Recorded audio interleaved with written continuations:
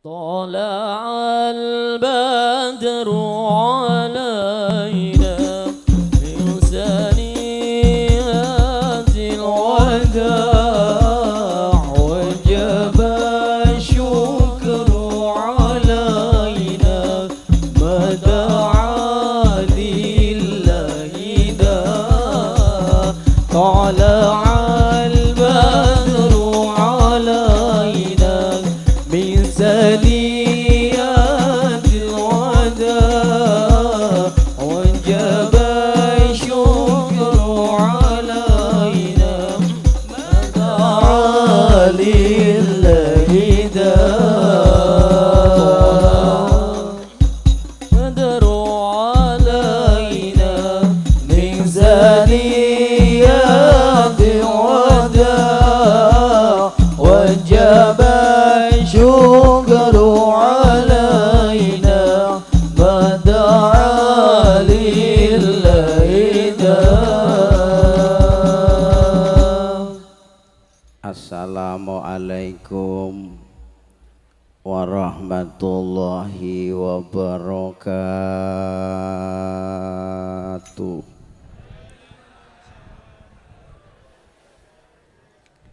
Bismillahirrahmanirrahim. Alhamdulillahilladzi khalaqal mauta wal hayata liyabluwakum ayyukum ahsanu amala wa huwal azizul ghafur. Asyhadu an la ilaha illallah wahdahu la syarikalah al-afuwul ghafur wa asyhadu anna sayyidana wa nabiyyana Muhammadan abduhu wa rasuluh habibun syakur. Allahumma sholli wa sallim ala sayyidina wa maulana Muhammadin syafi'ina yauman nusyur wa ala alihi wa ashabihi ma damatil layali wal ayyami wad duhur. Subhanaka la ilma lana illa ma 'allamtana innaka antal alimul hakim. Amma ba'du janabal kurama al-aiza, para alim, para sepuh, para kiai ingkang sami lenggah rawuh wonten mriki ingkang tuhu kapundi senaosa mboten sempat kula sebat nami setunggal-setunggalipun saking kathahipun kiai, para jamiah hujat, para jamaah haji ingkang sami rawuh ingkang kula dherekaken, wabil khusus sahibu dakwah Ibu Hajah Siti Maryati sak kulawarga ingkang kula dherekaken hajatipun, para pejabat tokoh masyarakat yang terhormat, Bapak utawi Ibu Kepala Desa wonten ing Sukolilo mriki, Dukuh Bombong Baturejo. Mboten niku. Dereng tepang nggih, pokoke pejabat dusun mriki sedaya ingkang minulya. Ibu bapak muslimin muslimat ingkang sami pinaraan ingkang sedaya kula cintai lan mugi sedaya dipun welasi dening Allah rahimakumullah. Tidak lupa rekan-rekan jamiah sholawat Nurul Mustafa ingkang sampun mengalunkan alunan-alunan sholawatnya yang saya banggakan. Alhamdulillah kanthi rahmat taufik hidayah pitulungipun Allah siang menika kita sedaya saged sareng-sareng silaturahim makempal kinen donga sholawat dzikir lan thalabul ilmi gegandengan kelawan acaranipun inggih menika ngekholi utawi 1000 hari Bapak Haji Sutriman kanthi manggih wilujeng slamet boten wonten alangan. Mugi-mugi sedaya acara ingkang kita dherekaken menika leres dipun sarengi ridho saking ngersanipun Allah Subhanahu wa taala, mangke ngasilaken barokah khusus kaaturaken dhateng ruhipun Bapak Haji Sutriman lan para arwah sanesipun ingkang kadongaaken mugi sedaya para arwah dipun paringi maghfirah dosa kalepatanipun, dipun tampi sedaya amal saenipun, dipun dadosaken kuburipun raudhatun min riyadil jinan, lan dipun kagem umatipun Kanjeng Nabi Muhammad sallallahu alaihi wasallam. Amin Allahumma. Berkahipun mugi-mugi lemeber dhateng sedaya keluarga ingkang sami nyengkuyung nderekaken hajat menika kundur saking acara menika. Kula dongaaken sedaya pinaringan barokah rejeki, pinaringan kewarasan dohir batin, panjang umur, gampil urusan, ingkang paling utami setunggalipun mangsa benjang nyusul dhateng para arwah kita sedaya saged manggih husnul khotimah. Amin Allahumma.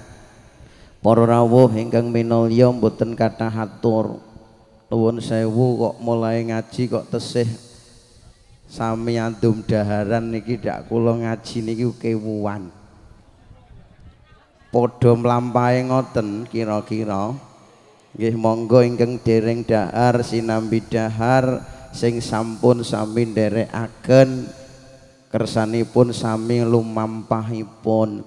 Kula namung badhe mantepaken dhateng panjenengan sedaya bilih acara 1000 hari ngekholi tiyang sedo ndongakno para arwah ngeten menika saestu manfaat banget, manfaat sepindah kangge para arwah, para roh ingkang kadongaaken khususipun Bapak Haji Sutriman.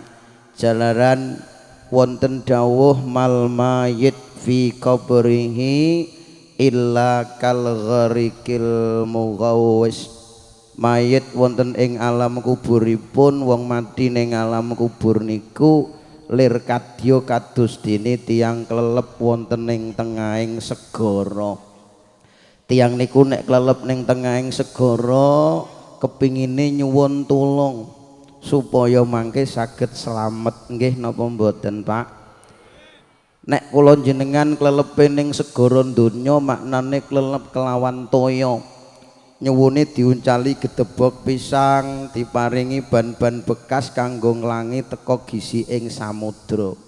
Lah nek para roh, para tiang-tiang ingkang sampun sedo niki klelep teng mriku mboten kelawan toya, teng alam kubur niku klelepe kelawan dosa-dosa ingkang kalampahaken nalika gesang teng donya. Kamangka sedaya tiyang kula yakin kagungan dosa kados dene Mbah Haji Sutriman niki nggih pun kaji, tapi sekedhik kathah mesti gadah dosa. Para arwah sanesipun nggih mesti kagungan dosa. Kullu bani adama khata'un, kabeh anak turune Nabi Adam ki khata'un, luput salah dosa. Sing maksum tanpa salah kuwi namung Kanjeng Rasul Muhammad sallallahu alaihi wasallam.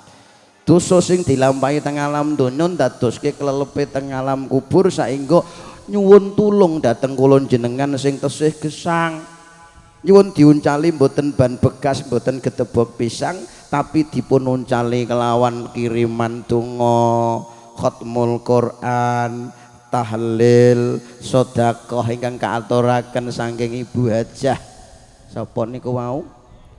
Hajah Sumar Yati niki saestu manfaati dhateng para ruh teng mrika pikantuk nikmat ingkang agung ning ngersanipun Allah Subhanahu wa taala. Malah wonten setunggalipun dawuh tasaddaqu an anfusikum wa an mautakum walau bisur bimain fa ilam takdiru ala dzalika fa bi ayati min kitabillah wa ilam ta'lamu syai'am min kitabillah fad'u bil maghfirati wa rahmah faqad wa'adakum bil ijabah. Kowe padha sedekah kanggo ahli kuburmu, kanggo awakmu. walau senajan walau bisur bimain senajan lehmu sedekah kelawan sak cegokan unjukan. Wa ilam takdiru lamun ora kuwasa lemu sedekah para kanggo para arwahmu kelawan sak unjukan cegokan upama wae ora mampu upama mawon kok. Mongko fabi ayatim bi kitabillah mongko sedekah kelawan sak ayat sangka kitabe Gusti Allah. Wong-wong matimu wacana Yasin wacana Fatihah tahlilno. Wa ilam ta'lamu syai'an min kitabillah lamun kowe ora mampu kelawan sak ayat sangka kitabe Gusti Allah. Bismillah raiso Fatihah boten saged Quran Yasin napa meneh dereng mampu ana dalan liya fatu bil maghfirati dongakno wong-wong matimu kelawan bil maghfirati nyuwunake pangapura wacana istighfar tahlilan kala wau nggih Pak nggih. Faqat wa'adakum bil ijabah mongko teman-teman Allah janji bakal nyembadani apa sing mbok suwun para arwah teng mriku manggih sekeca langsung bales donga dhateng tiyang ingkang taksih gesang napa nyuwunke muga-muga sing padha ngelingi aku sing ngirimi aku kaya ngene endahe muga-muga diparingi jembar rezeki do kewarasan panjang umur amin Allahumma. Pendat senenge wong ahli kubur yen ahline kirim panglipur ayat Quran kalimah kang masyhur dadi jembar padange kubur ayat Quran kalimah kang masyhur dadi jembar padange kubur salatullah salamullah ala taha rasulillah salatullah salamullah ala taha rasulillah salatullah salamullah ala yasin habibillah salatullah salamullah ala yasin habibillah. Ahli kubur padha bunga dari mangke ya Mas ya nek berselawatan aku sakake aper tak selawatan gua kurang piye iki kok kene dhewe apa tangga desa. Oh lah iya kabare sithik-sithik ana kasih arek dijak selawatan. Ahli kubur andu senenge wong ahli kubur yen ahline kirim panglipur ayat Quran kalimah kang masyhur tahlil kalimah kang masyhur salatullah salamullah ala rasulillah salatullah salamullah ala taha rasulillah salatullah salamullah ala yasin habibillah salatullah salamullah ala yasin habibillah. Ahli kubur padha bunga yen ahline kirim barokah ayat Quran sak kalimah wajan tahlil kalimat thayyibat salatullah salamullah ala rasulillah salatullah salamullah ala rasulillah salatullah salamullah ala yasin habibillah salatullah salamullah ala yasin habibillah. Mbok sinambi dahar sakniki kula tak nerusno atur. Allahumma sholli ala Muhammad. Niku kula mantepake riyin minangka mukadimah kula mantepke nggih sing Sahibul Kajah sing sami nderekake kersane napa mboten tida-tida iki jaman kaya ngene Pak ngekoli wong mati jare dianggep bid'ah nahlilke kondangan wong mati kuwi jare bid'ah kok Pak nggih Pak nggih mulane do dimantepi mesti dugi mriko Wis ikhlasipun manah mesti manfaati dugi mriko. Wis ora usah nek sampean takok wong urung tau mati kok cerita ngono barang. Wis nek mboten percaya mangkato riyen mangke jenengan tak wacakno Yasin ku nek ra enak tenan sampean wangsul melih ngoten mawon. Mesti dugi mriko. Lah saestu ingkang paling utami badhanipun ngeten menika manfaat dhateng para arwah nyewu dina ngekholi ndongake wong mati ngelingi mati ngeten iki sing paling manfaataken justru dhateng kula jenengan ingkang tesih gesang. Lho kok ngono nggih, kanthi nderekake 1000 hari ndongakne wong mati iki terus ngelingno nek awake dhewe iki kapan-kapan kapan mangsane nggih mesti nusul dhateng Mbah Haji Sutriman.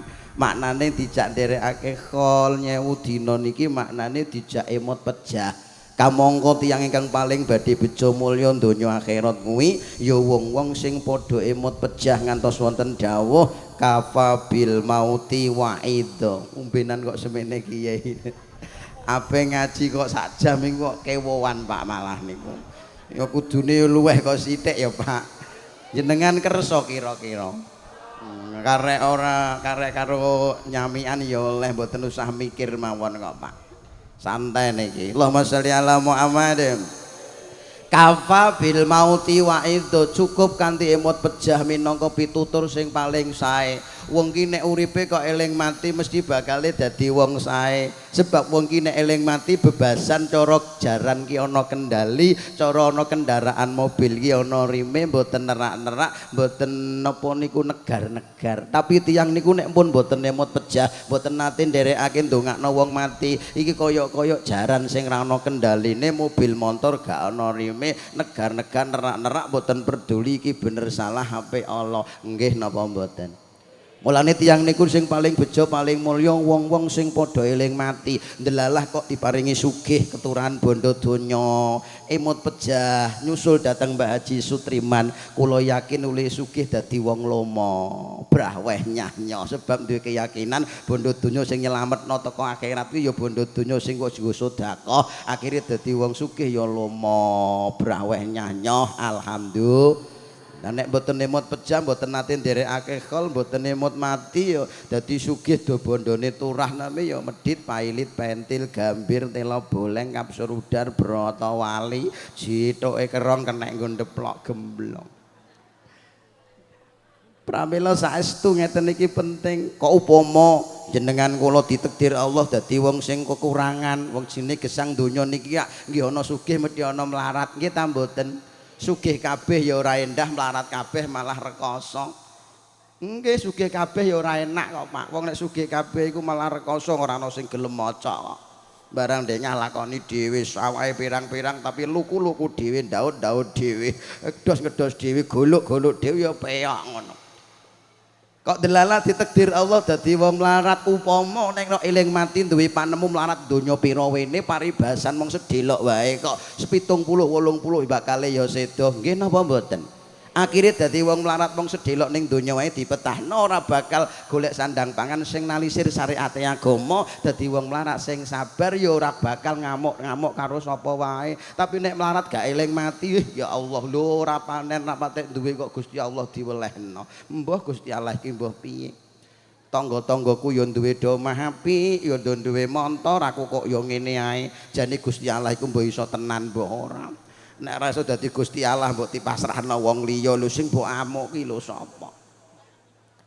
Niki kula kepengin matur sami emot pejah kok upama kula jenengan pun sami emot pejah ora ana liya awake dhewe niki bakal do ati-ati waspada. Nek kula jenengan pun ati-ati waspada mlaku ning nggone dalan sing bener miturut syariat agama, syariat masyarakat, insyaallah mangke uripe dislametake ya donya ya akhirat. Amin Allahumma. Mulane ngantos Kanjeng Nabi niki nate weling dhateng sahabat Jabir. Sahabat Jabir diweling kalih Kanjeng Nabi sekawan perkara wong ki nek eling mati. Siji tubu ilallahi taala qabla ang tamutu. Kowe nek wis eling mati ayo do tobat. Maknane sadurunge kula jenengan nyusul dhateng Mbah Haji Sutriman niki ayo dosa-dosane kula jenengan do ditobati kalih Gusti Allah. carane nopo selawatan lebur dosa, salat lebur dosa, istighfar lebur dosa, maknane ngatah-ngatahno kesaenan-kesaenan sebab kesaenan sing kula jenengan lampahi insyaallah dadi lebure dosa. Amin Allahumma. Monggo kula jenengan ngeten niki, aja nganti panjenengan niki kula sedaya mboten emot pecah, bahkan akhirnya kula jenengan nek dereng purun nglakoni ngamal sae uripe selalu berbuat sing boten bener, bahkan akhirnya kiyambake kula jenengan bahkan wedi lan wedi lah nek wedi boten purun tumindak niki apa gunane. Lah mulane kula jenengan bareng-bareng nderekake acara ngeten mika emot dhateng Allah Subhanahu wa taala menawi bakal kita sedo ayo sisa umur kantun pira sami mertobat dhateng Allah Subhanahu wa taala. Amin Allahumma. Sing nomor kaping kalih Kanjeng Nabi liweling dateng sahabat Jabir napa badane tubuh ilallahi taala. Nomor loro ni wabadiru bil a'mali sholihah qabla ang tusgilu kowe padha age-age oleh muda ngamal kebagusan aja ngenteni sok iya nek umure kula jenengan teko sesuk ayo saiki mulai saat niki sami cancut tali wondo sisa umur kantun pira ayo gumregah nglakoni kesaenan ngamal becik dikathahno sangu kanggo urip lan kanggo mati yaiku ngamal kebagusan. Amin Allahumma. Urip iku ngibarate wong lumaku mampir sawetara yen budal bakal bali sangune iman sarta laku utama.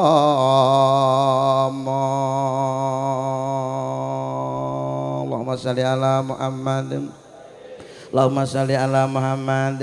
Ning donya mong ampiran besok bakal manggon ning kuburan kowe karo muni aku ngono Pak. Ini ora ngelingno mati sedaya to Pak. Sing nderekake aku karo ngrayangi ya Allah, aku bakal nusur Mbah Haji. Kapan-kapan aku mati aku tak dan temenanan nderekake mungel aku sing banter tumus ning ati tak dongakno dawa umure. Sing mboten nderek mungel mok ngowoh blok tak dongakno nek mulih coplok sandale. Ayo ben ketoke kompak ngoten lho. Allahumma sholli ala Muhammad. Ning donya mong ampiran besok bakal manggon ning kuburan kowe karo saya aja tabuh engko selawatane iki sikire ben dirasakno ora nek dikurangi iku didariyen ae ra apa-apa. Ning donya mong ampiran besok bakal manggon ning kuburan kowe karo aku lah nggih Mbah tapi kok ketoke kari niki wong isih enom. Nalika ketemu ajalmu iki jamane wis maju ayo dulur sregep lurung ilmu apa kang bakal dituju insyaallah Allah paring pangestu iki jamane wis tuwa ayo dulur gondelano agama aja ninggal salat 5 iku sing paling utama bekti karo wong tuwa rukuna karo tetangga aja ngamuki mara iku barang ya kudu diopeni. Insyaallah urip mulya dunya mulya akhirat surga ya Allah ya Allah ya Allah kita nyuwun ridha ya Rasulullah salam Rasul salamun alaik salamun alaik ya Rabbi asyani wa darajati ya Rasulullah salam ya Rasul salamun alaik ya Rafi asyan ya Rafi asyani wa darajati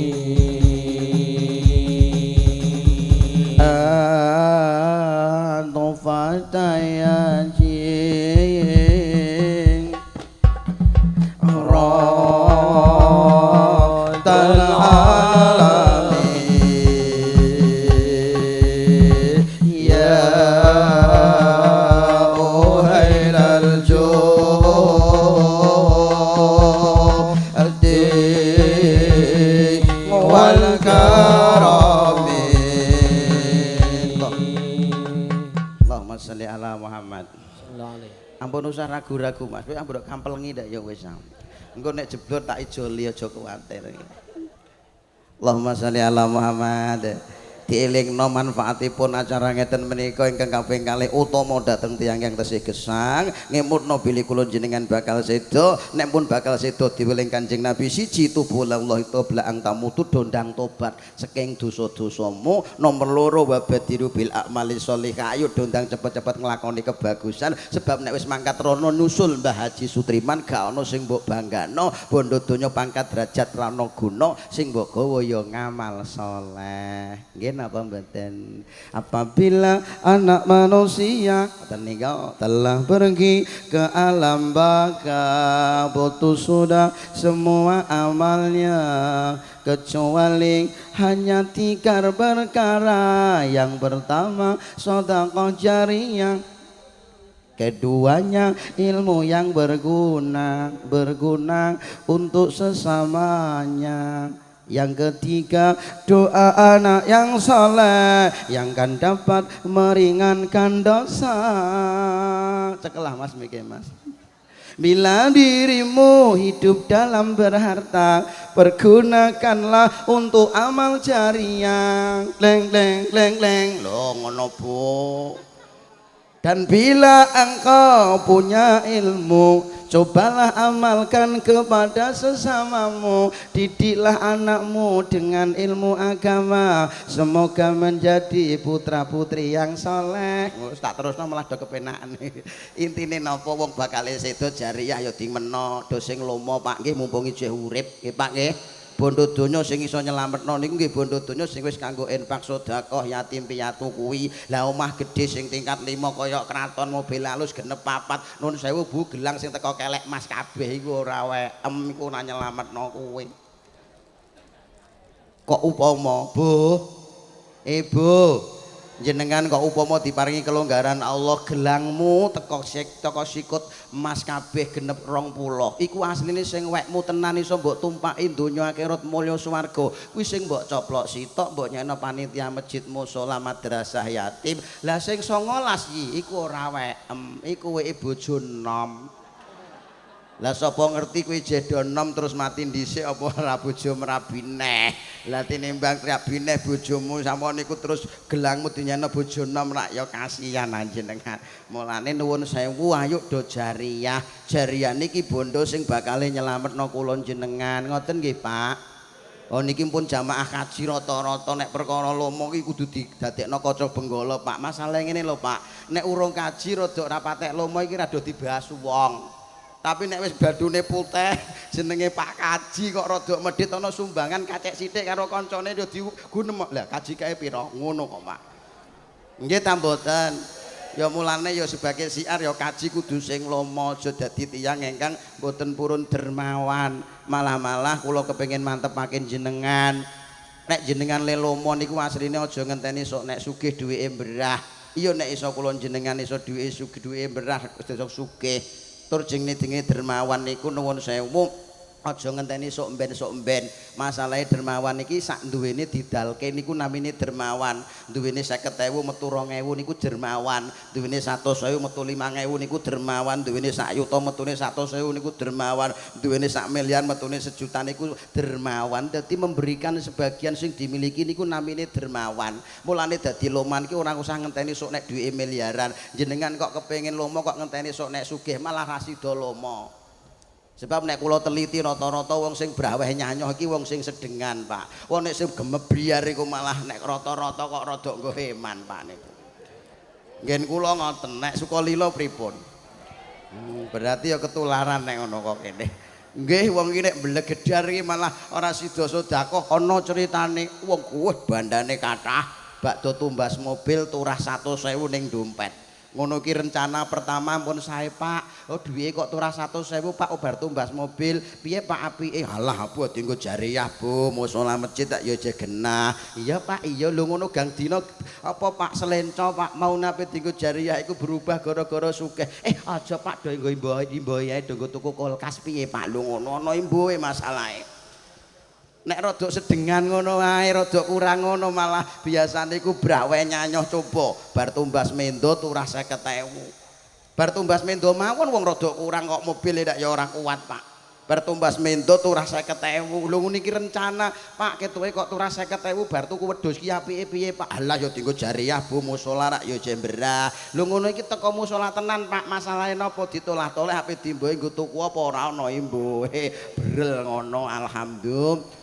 Niki kula mantepake tur nek jenengan niki lho nuwun sewu kepengin lomo dermawan kok ngenteni sugih blegedar. Iya nek sampean kula iso sugih. Nek ora iso sugih terus le lomo kapan, nek ora lomo leh muda bejo kapan.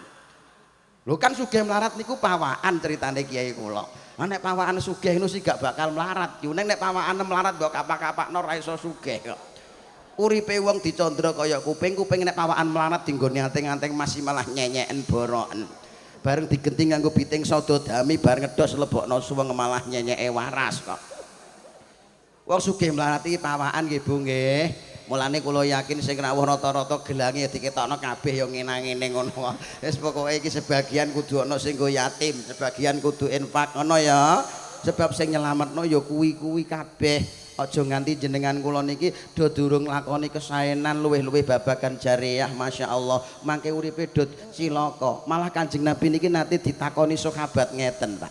Kanjeng Rasul mbok inggih kula niki jenengan paringi pirsa Kanjeng Nabi perkawis napa mawon to sing saged nyalametaken urip kula ning donya mulya akhirat kula besok gampang swarga Kanjeng Nabi. Kanjeng Nabi le dawuh niku rong perkara cekak aos ning rasane mantep. Apa kuwi? Nomor 1 takwallah, nomor 2 husnul khuluq.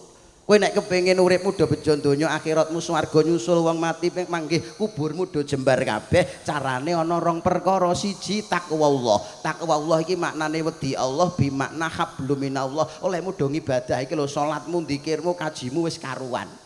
Luwih-luwih dikunci nek nggone takwallah sembayange ditata. Sebab kunci sembayang niku minangka barometer. Barometer niku napa?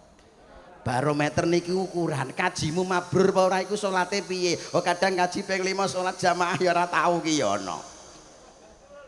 Niki ukurane menungso niki ning gone salate kok. Posone kasil dadekno poso Ramadan kasil iki salatmu piye badane Ramadan kajimu mabrur ora iku jebule nek nggone salate. Mulane pantes nek Kanjeng Nabi ngandakno as-sholatu miftakul jannah, salat kuwi minangka kuncine swarga. Kunci niku sebagai macam sing paling utama niki kuncine jenengan ngibadahe kathah kaji pun mangkat ping 3 upama umroh ping 20 upama zakate pun bayar tapi nek mboten gadah kunci rupane salat iku liya-liyane mboten saged dipun buka wonten ngersanipun Gusti Allah. Ibarat duit tabungan kathah miliaran jutaan ning bank ning mboten gadah nomor PIN. Wong ora ndek nomor PIN masuk ning gone ATM lha kok gebrok-gebrok ora bakal metu duwike, dipekno polisi ditangkap dikecrek dibondo. Nggih napa mboten?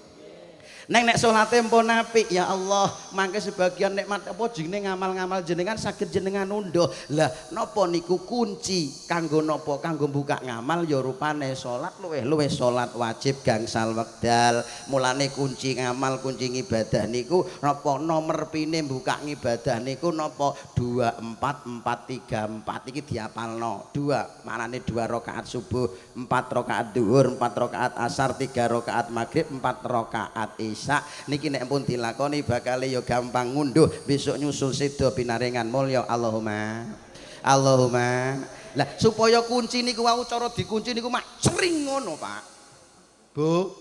Kunci niku wau nek nembe salat 5 niku nembe cring biasa, tapi nek kepengin cring ngoten iku aja mung salat 5 tok, tambah ana rawatib. Rawatib ki salat yang mengiring-iringi salat wajib. Sadurunge sak sampune salat wajib niku rawatib. Nek rawatib sampun tambah melih gen tambah cering meleh. Iki karo rada gugah sing kudu turu-turu barang awan-awan ya ini. Mak cering meleh. Iku tambah napa salat lainnya apa? Jam 2:30 wong kaji-kaji sedaya rata-rata do wungu, tahajud bar tahajud, witir bar witir duka, tambah cering ngoten. Lah supaya kunci niku ora mau sekedar tindak perlu cering meleh. Nek wis salat wajib tambah rawatib tambah sunah napa jamaahe diopeni, jamaahe diistiqomahno. Ngono lho Pak. Lho nek mana jamaahe kok wapi, kucing yo cawing ngono niku wae. Pripun jamaahe jenengan pun dosae? Alhamdulillah percaya ngono wong ra tau roh aku. Jamaah. Lho jamaah niku penting ta mboten?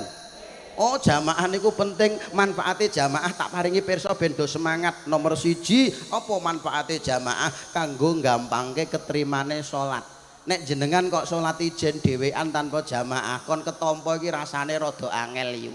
Masalahe kula jenengan iki wong biasa, kadang salat iku tutuke ya muni Allahu Akbar. Warto wangane yo ndaplang ngene. Oh tapi jebule atine ra eling Gusti Allah. Usali pantun durian barokate mustaqbil. Allahu Akbar ya Allah eker-eker pitik gabahku ngono.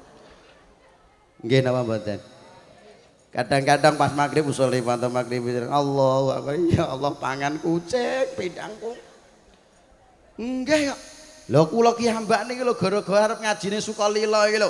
Dek bengi dielingno kali Yai Muhaimin ngoten niku lho. Lho kula salat subuh iku mang ya eling kok. Sholli pantu sepira Allahu Akbar Sukalila awor masjid pasar.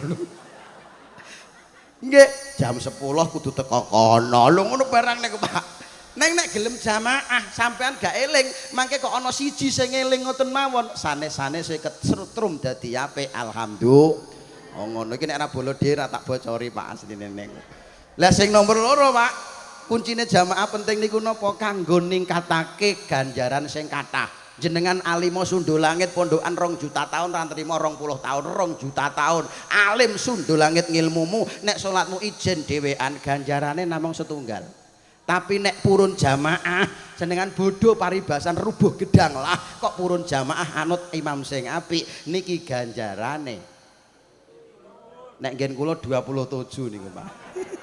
Nek 17 rapatek paham gak ngen kula niku. Ganjarane kathah. Napa mulih kula ngemutake ngeten iki kan masalah niki yuswa-yuswa sing rawuh kan cara perjalanan sengenge kok jam 2 niki ketoke niku. Nggih napa mboten? Nun sewu niki mboten ngalup tapi nuwun sewu uyus-yuswa sak jenengan ngeten niku ngopeni perkawis-perkawis sembayang niku. Luwih-luwih jenengan tak paringi pirsa olehmu salat tek jamaah ora mung sekedar jamaah tapi napa oleh jamaah saged manggihi takbiratul ikrame imam. Apa kuwi? Maknane imam sakderenge rukuke rampung. Rukuk pertama lho Pak. Karo jengking ngene lah ya Pak, gen prakteke cetha. Sadurunge imam sami Allahu liman hamidah pertama niki jenengan kudu wis melok takbir. Mulane nek ana adzan banter iku cek-ceket TV patenono senajan nabi ira karuan supaya ora ketinggalan imam wis tak apa istidal jenengan lagi melok salat. Senajan oleh jamaah tapi kurang abdol, Pak. Kula matur ngono sebab apa Kanjeng apa setunggalipun dawuh ngene. At-takbiratul ula yudrikuhal mukmin ma'al imami khairul lahu min alfi hajatin wa umratin. Wonten dawuh takbiratul ikram sing sapa wonge wong iman dhek salat metuki takbiratul ikrame imam maknane imam murung badha rukuk.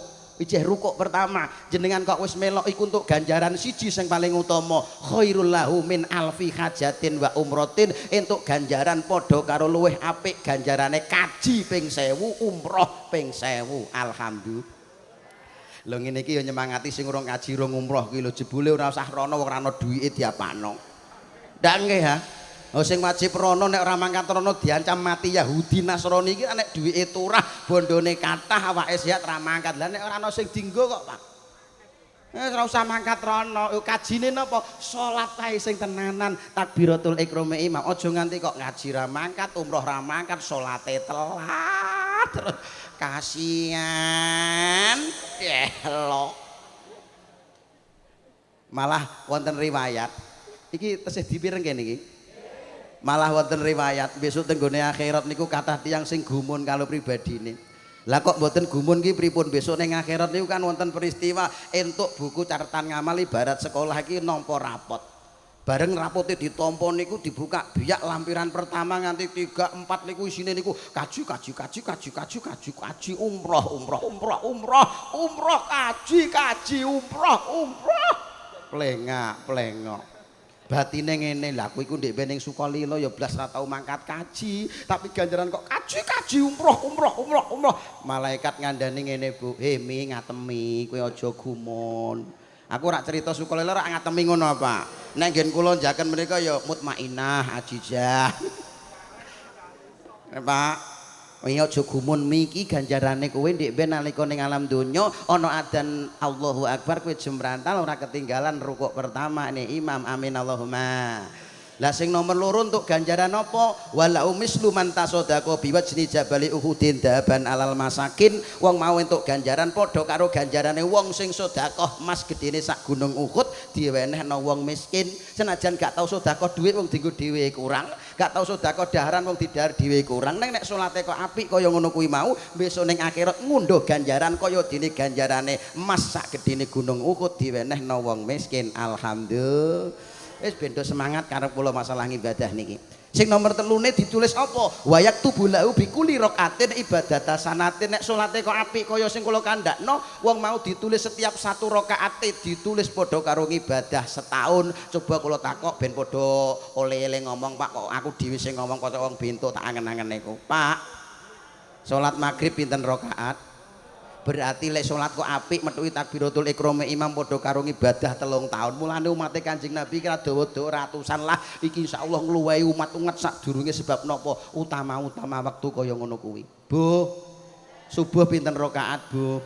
Kalih lemu salat kok metuhi takbiratul ihram imam iki ganjarane padha karo ngibadah 2 tahun. Mulane umur senajan ora patek atusan neng kok ngopeni kaya ngono kuwi besok kenikmatan luar biasa sing ditampa dhateng kula jenengan. Amin Allahumma. Ayo ngugemi sekabehane Allah kang bakal ngangkat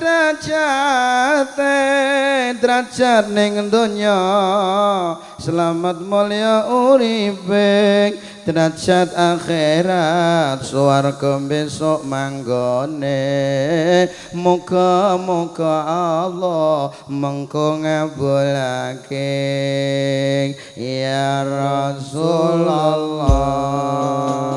Salamun alaik ya Rafi'a syani wa daraji abada ya jiradal alamin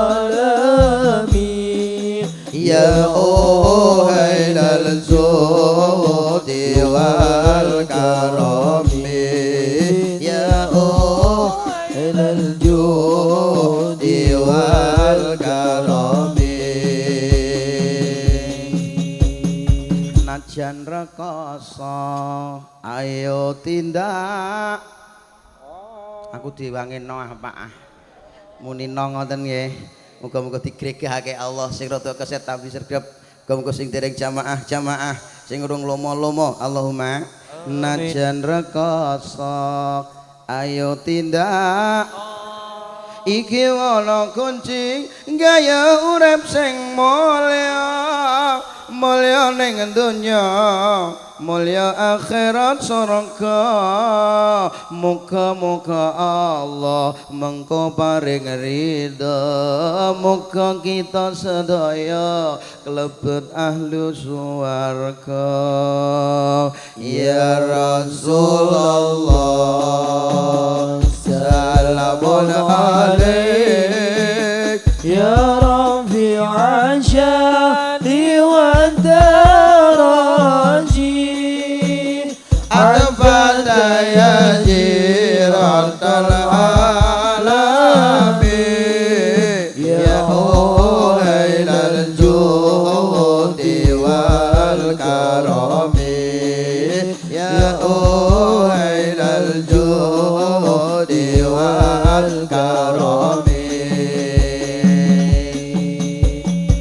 Wangsul dateng materi bilih Kanjeng Nabi ditakoki sahabat napa mawon sing saged mulyakne slametake donya akhirat. Kanjeng Nabi siji takwa Allah, ra ngono to Pak. Takwa Allah kula kunci ning kuncine mawon sembayang liya-liyane mangke insyaallah nunut. Sing nomor loro nggih menika husnul khuluq. Badane takwa Allah hubunganmu karo Allah mbok jaga. Kowe nek kepengin donya mulya akhirat swarga nomor loro husnul khuluq, bagusa pekertimu, tingkah lakumu, tindak tandukmu sing sae. Niki maknane nek takwa Allah niki hubungan kalih Gusti Allah. Sing nomor loro husnul khuluq niki hubungan sesami gesang hablum minanas, Pak. Kalih-kaliyan niku kudu dilakoni seimbang ya, Pak. Mboten kena dipilih salah sitok. Takwa Allah pun apik, ndikire pun nderekake, posone nderekake, kajine nderekake, salate nderekake. Tapi nek husnul khuluq kalih menungso kok mboten sae, niki kesaenan kalih Gusti Allah niku saged dilebur blas tanpa guna. Subhanallah. Allahu akbar, Allahu akbar, Allahu akbar. Allahumma sholli ala Muhammad.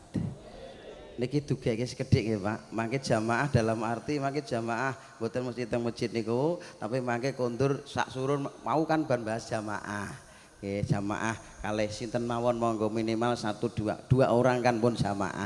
Niki masalahnya nek kula mboten dugeke mogol niku Pak, nembe sitok niku. Marai rada kawanan wong kula dugi niki jam 10 nembe enten selawatan dereng tahlil dereng kathah-kathah. Pripun dugeke sekedap malih nggih Pak? Niki sami angsalipun. Nomor kalih napa Kanjeng Nabi le dawuh ba'dane taqwallah, nomor loro kudu mbok imbangi kelawan husnul khuluq. Kalih Allah mpun sae kudu bagus pekerti kalih sesami gesang. Malah antaranipun taqwallah lan husnul khuluq niki mboten saged dilampahi setunggalipun. Kalih Allah sae tapi kalih menungso mboten sae, mboten dadi. Kalih menungso pun sae, kalih tangga rukun, kalih wong tuwa pun bekti, tapi kalih Allah kok mboten sae, sedaya mboten enten guna. Mulane nek nggen kula maknane taqwallah karo husnul khuluq niki setunggalipun jodoh. Jodoh niku istilahe kiai-kiai kula niku lek kandha jodoh cung ora iso pisah. Mbok lakoni sitok ora dadi. Jodoh iki kaya rina wengi kuwi jodoh. Angger bar rina otomatis wengi bar wengi rina wengi rina kaya gula legi kuwi jodoh, gak iso pisah. Gula iki legi iki gula lho ngono kaya mbale karo longan iki cung mbale iki ana longane angger ana mbalene ya ana longane kecuali nek mbale mbok sendekno longane lunga ngono lek kono ya tunggale jodoh iki kaya uyah karo asin kuwi uyah ki asin iki uyah nek asin kok ora uyah biasane nek ra upil ya keringat iki maknane takwallah kula mboten bahas kathah salat mawon mau dikunci sakniki husnul khuluq. Husnul khuluq kanggo nyempurnakno urip ning donya mulya akhirat surga nyuwun nyusul dhateng Mbah Haji Sutriman niki dadi wong mulya niki carane husnul khuluq. Husnul khuluq niki tafsirane miturut Imam Hasan Al Basri niku wonten 3. Nomor setunggal husnul khuluq niku bastul wajhi ajereng rai sume paraupan. Jenengan pun sami Allah pun saya pun tindak kaji pun dikir tawajuhan pun derek salat tapi kudu duwe sifat husnul khuluq maknane kudu ajereng rai sumeh peraupane. Nek wong salate apik kasil salate tandane mesti wong raine sumeh Bu. Nggih Bu nggih.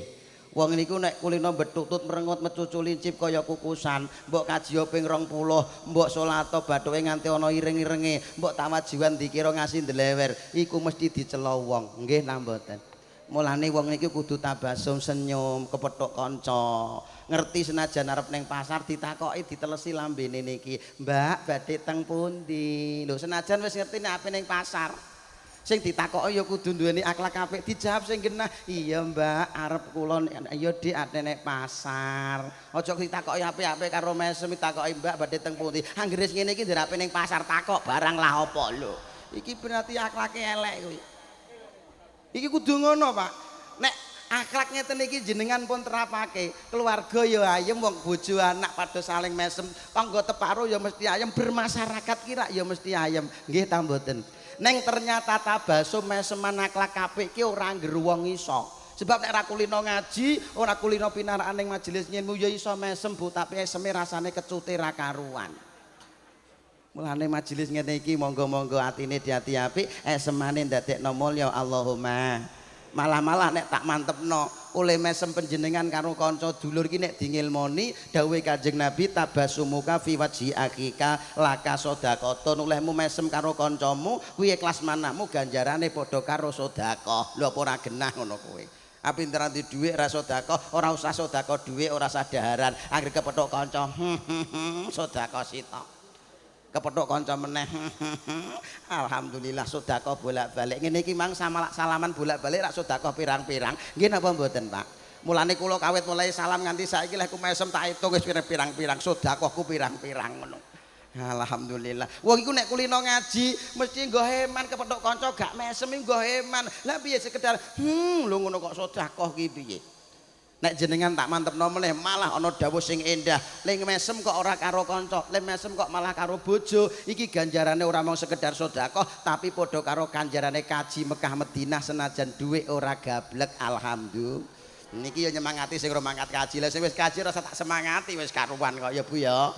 iki sing urung kasa mangkat-mangkat kaji iki lho mesem karo bojo iki sodak apa jenenge ganjarane kaji ngene iki dipraktekno ngundur teko ngomah bojo menawa mesem bojo nek sing tau melok ngaji ya alhamdulillah Bu kaji Bu ngono lah nek sing ora melok kaji ora melok ngaji rumangsane diasemi bojo kok ngaji malah kowe iki bar pengajian kok malah edan ya malah ngono kowe ora usah dawa-dawa maknane husnul kuluk nomor 1 tabasum maknane napa senyum kalih wong liya nomor 2 husnul kuluk baguse pekerti sing mulyakno donya akhirat hubungan karo menungso kuwi apa wabadlun nada kulino dadi wong sing kulino aweh dadi wong sing dermawan iki hubungane karo keterangan pol ngarep niku wau sing nomor 3 napa kula jenengan nek husnul kuluk niku napa wakaful ada purun nyegah gawe loro gak seneng gawe kapitunane wong liyan nek perlu dadi wong kulino wis kaji wis salat wis nglakoni apik ka dielek-elek wong dipitnah wong iki nek perlu aja do bales Bu nek perlu napa nyuwuna karo Gusti Allah wong sing elek-elek mau entuk hidayahe Gusti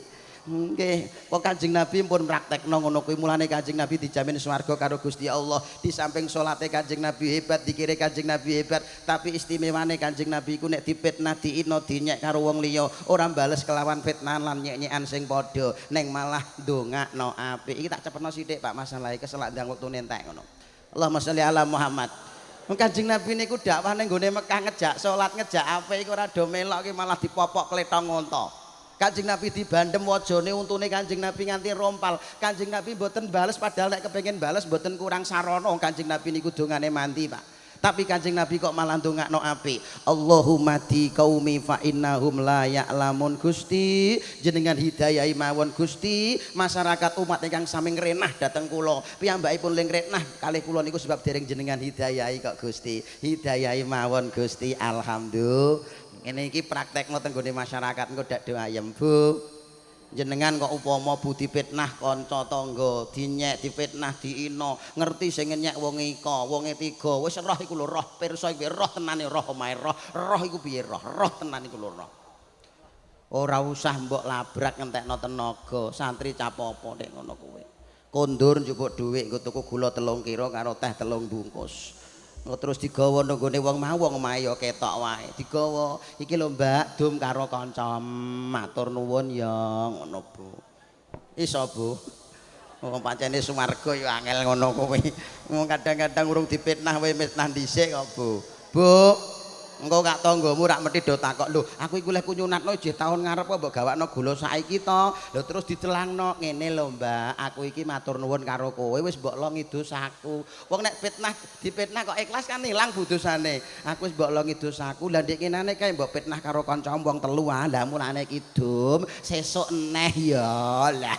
kuwi nek iso kaya ngono kuwi lho Pak paribasane salat nembe rubuh gedang pamane upama kaji dereng saged mangkat ning nyatane karo wong kok wis apike kaya ngono swarga ketok mata melok-melok Allahumma tapi niki kadang kala angele ra karuan aja meneh nek jenengan lho sing ngomong reco benane pirang-pirang ngene iki praktike ya angele ra karuan neng piye-piye dilatih nek mboten dilatih iku lho kapan le iso nggih napa mboten jenengan tak paringi sejarah sithik ben sampean tambah mantep Kanjeng Nabi niku tau ndek istiqomahan Pak. Istiqomahane napa? Kanjeng Nabi niku setiap bakda salat subuh uput-uput niku. Uput-uput iku apa? Isuk banget iku lho Pak.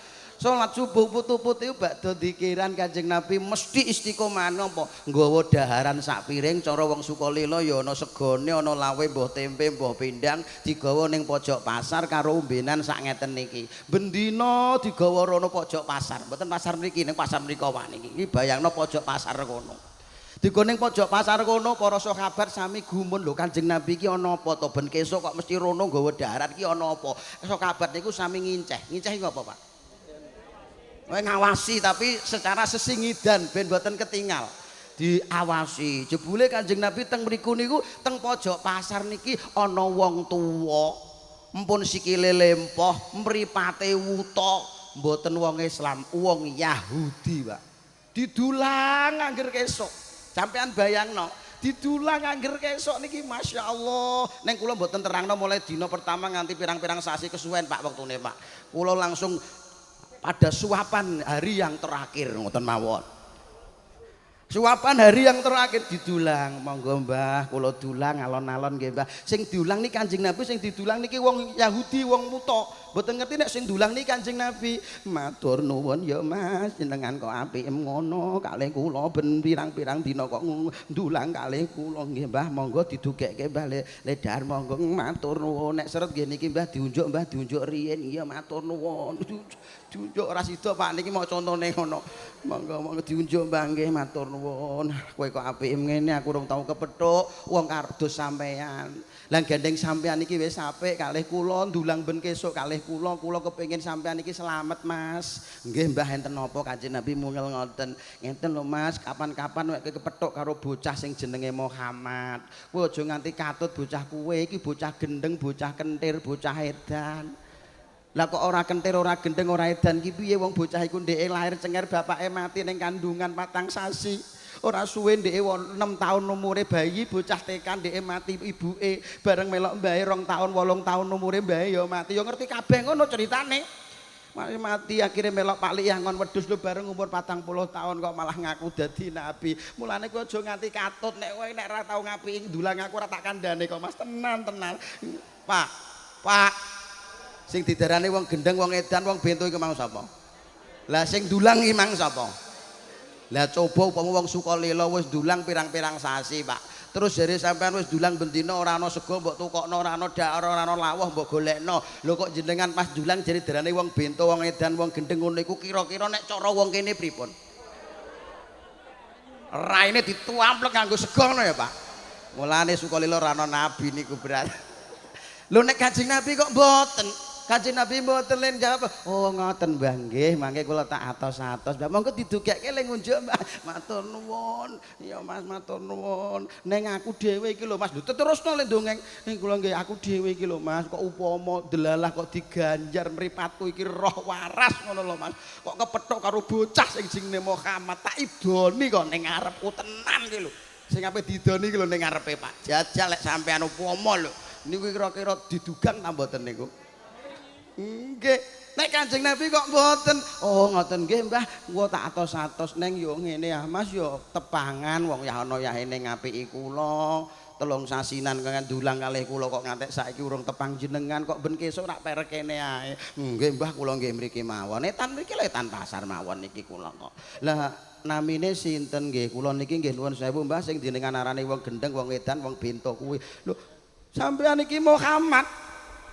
Ndek nembe gelo ya Allah, berarti nek ngono cidra panyangkaku. Aku ngira nek Muhammad ki wong ala, wong dak siya, nyatane kok wong sing paling apik jebule kok sliramu Muhammad. Mulai dina iki seksene aku ngakoni ora ana pangeran kudu tak sembah kejaba Gusti Allah. Lan aku ngakoni nek sliramu Muhammad iku utusane Gusti Allah. Asyhadu alla ilaha illallah wa asyhadu anna Muhammadar Rasulullah. Lho wong Yahudi katut Islami gara-gara akhlake Kanjeng Nabi gak bales eleke wong liya kelawan keelekan sing padha. Neng saiki kadang-kadang umat e ora iso nyonto. Wong padha-padha Islame do tukaran karepe dhewe kok, Pak. Jadi neraka kowe tahlilan neraka lho ngono kuwi dak ya ora gathuk to, Pak niku. Nggih napa mboten? Niki monggo sami-sami kalih kula bareng-bareng insyaallah uripe yadha mulya. Amin Allahumma. Amin Allahumma. Para sedulur sedaya ya padha ta elingna pengin urip sing bejo mulya. Dunia akhirat surga imane ayo ditata tingkah becik dikadahno para sedulur sedaya sing eling lan waspada ya Rasulullah salam Rasul salam alaik ya Rabbi asyani wa daraji al-fatah ya jiratal alamin ya uhailal judi wal karam malih ya Rasulullah salam Rasul salam alaik ya Rabbi asyani wa daraji al-fatah ya jiratal alamin ya uhailal judi wal karam aja mung dolanan saben dina mung golek sandang. Nyambut gawe ya wancine wong ning donya sing tani ning sawah sing dagang ning toko sing pegawe ning kantor ning nek ana ngaji nderekake salat nderekake dzikir tawajuhan nderekake Allahumma Ing tak jaluk ayo do sembah yang bina kerukunan dadi wong sing derma. sampean gak usah mikir garekan tok ngono Pak. Insya Allah Allah paring kawelasan Diwelasi Allah donyamu do mulya kuburmu do selamat akhirat swarga Allahumma urip ning donya mung sawetara ngamal dikatahno bakal bejo mulya ya Rasulullah salam Rasul salam alaik ya Rabbi asyani wa asani wa daraji albata ya jiratal ya jiratal alami ya uhailal judi wal aljudi wal karami. Lah niki cocok kali dawuhipun Kanjeng Nabi wau Pak sejam 3 menit tambahi 2 menit ben sejam 5 menit alhamdulillah wis kadung kebacut diapakno ngono Bu ya Kanjeng Nabi ora kandhakno apa Pak bakal nyusul para arwah kula jenengan ben mulya 1 tobat kali Allah 2 ngamal becik wau tak kathah-kathahno nomor 3 niki napa wasilul ladzi bainakum wa baina rabbikum bikasrati dzikrikumullah taala ayo sambung hubunganmu karo Allah kelawan ngakehno dzikir lan hubungan kali menungso kula terangno niku wau pun komplit. Lah sing nomor 4 Kanjeng Nabi le dawuh apa tasodaku fisiri wal alaniyati turjaku wa tungsoru wa tusbaru. Kowe nek wis eling bakal mati nyusul para arwah mongko jenengan sedaya batane tobat ngamal becik lan padha hubunganmu Allah lan menungso mbok jaga. Terus sing nomor 4 ayo do sedekah fisiri wal alaniyah ning dalam keadaan sepi tik rame sugih tik melarat. Nek jenengan kok gelem padha sedekah kaya niku mau bakal dijamin karo Kanjeng Nabi 3 perkara. Apa siji turjaku kowe bakal direzekeni karo Gusti Allah. Mulane wong sing ahli sedekah ora bakal melarat ning malah tambah kathah bandane. Allahumma. Nggih napa mboten niku kira-kira. Niku karuan niku Pak. Aja kuwatir. Ayo ndek dadi melarat perkara kakehan sedekah aja ngono Pak. Mesti bakal tambah kathah. Amin Allahumma. Siji turjaku kowe bakal direzekeni. Nomor 2 kowe barang tungsoru kowe bakal ditulungi karo Gusti Allah. Kowe nek ahli sedekah ahli lomo engko ndelok uripmu kali saking rubeda cabar Pancabaya sak putra garwa sak raja kaya insyaallah do wilujeng donya akhirat Allahumma. Sing nomor 3 ne jebule dijamin wong nek gelem sedekah fisiri wal alaniyah apa niku rupane tuts baru kowe bakal ditambeli karo Gusti Allah. Lah tambelan niku maknane oleh ngijoli mesti luwih akeh sangka apa sing diwenehake. Mulane aja kuwatir keadaan ngeten iki nuwun sewu Bu Haji. Hajah sapa mau Bu? Ayo Mariati ikhlasno manah panjenengan hormat dateng garwa jenengan hormat dateng para arwah sedekah jenengan ora bakal sudo bondomu nanging tambah kathah melimpah. Muga-muga pertaniane besok panene kathah. Sing dagang-dagang pinaringan laris dagangan badine kathah. Sing asta pegawe negeri pinaringan swasta ya uga diparingi nundak gajiane sing barokah. Amin Allahumma. Ayo ngugemi sekabehane 4 wau ditambah dawuh Kanjeng Nabi loro. Allah kang bakal ngangkat derajat ning donya mulya uripe derajat akhirat swarga besok manggone muga-muga Allah mengko ngabulake ya Rasulullah salamun alaik ya rafi'a syani wa daraji albata yaji rabbal alamin ya uhailal judi wal karami ya uhailal judi wal karami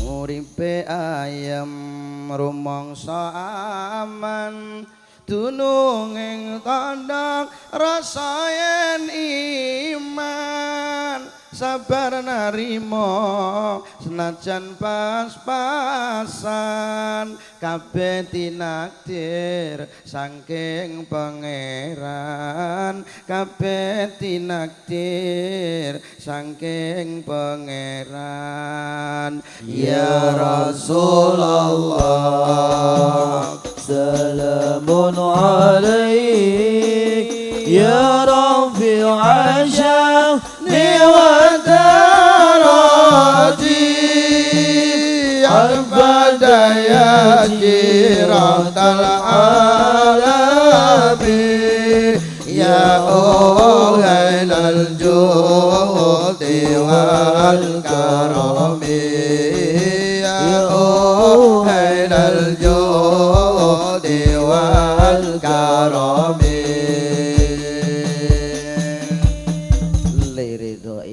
wa bi syafaati rasulillahi wa ala kulli niyatin sholihah al-fatihah.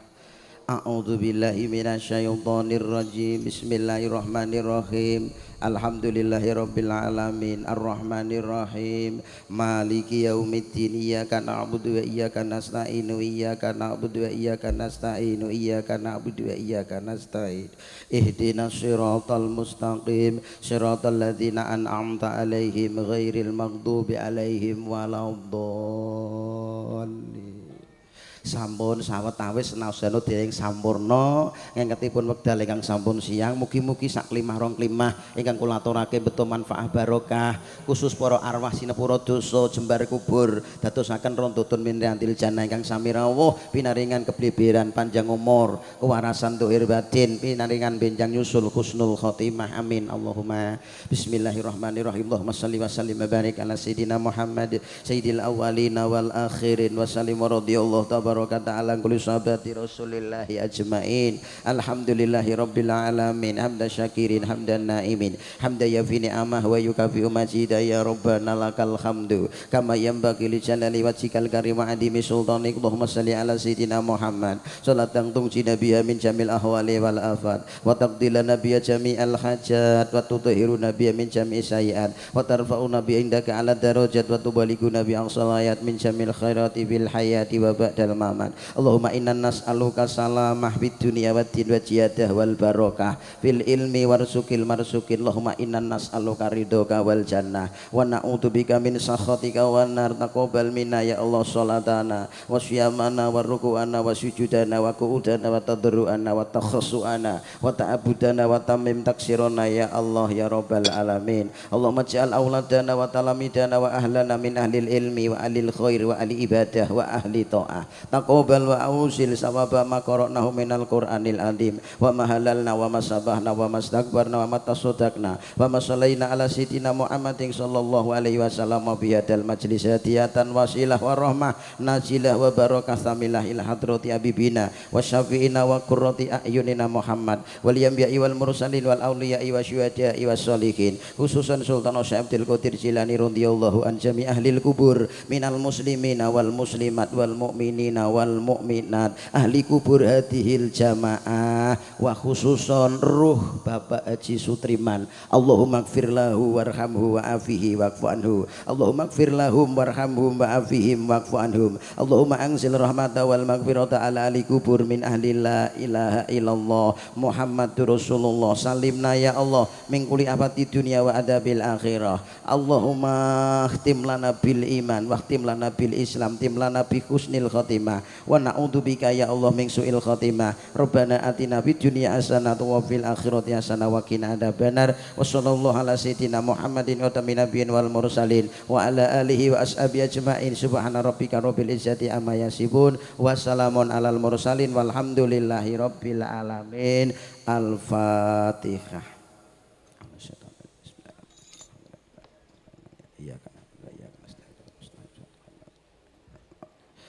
Mekaten lepat nyuwun pangapunten wallahul muwaffiq ila aqwamit thoriq. Assalamualaikum warahmatullahi wabarakatuh.